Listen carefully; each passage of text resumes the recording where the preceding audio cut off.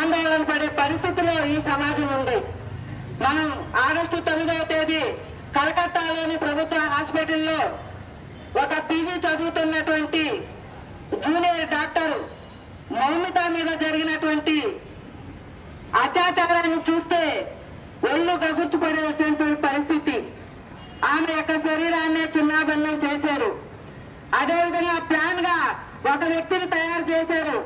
నేనే ఆమె మీద అత్యాచారం చేశాను, నన్ను ఏం చేస్తారో చేయండి, ఉరితీస్తారా తీయండి అంటే ఎంతటి దుర్భర పరిస్థితికి మన యొక్క మహిళల పరిస్థితి దిగజారిందో మనల్ని మనం ఒక్కసారి ప్రశ్నించుకోవాలి.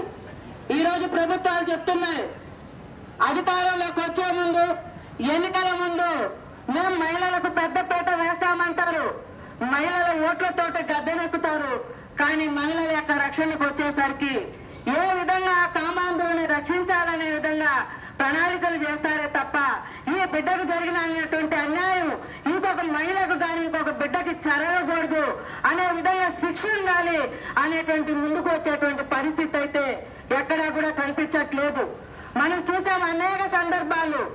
కాశ్మీర్లోని కతువాలో చిన్న బిడ్డ మీద ఒక దేవాలయంలోని అత్యాచారం చేసి చంపినటువంటి పరిస్థితి. అదేవిధంగా ఉన్నావు, అదేవిధంగా హత్రాస్లో ఇలాంటి సందర్భాలు ఎన్నో చూసాం.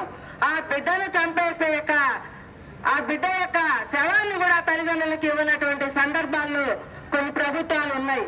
ఈ రోజు అదేవిధంగా కలకత్తాలో ఒక ముఖ్యమంత్రి మహిళగా ఉంది, కానీ మహిళకు రక్షణ కల్పించలేకపోగా ఒక డ్యూటీలో ఉన్నటువంటి డాక్టర్ అంటే, వైద్యులంటే ప్రాణాలు ఇచ్చేటువంటి వాళ్ళు, ప్రాణాలు నిలబెట్టేంటే వాళ్ళు అనేటువంటిది అది అంటారు. వైద్య నారాయణ హరి అంటే భగవంతునితో సమానం డాక్టర్ అంటారు.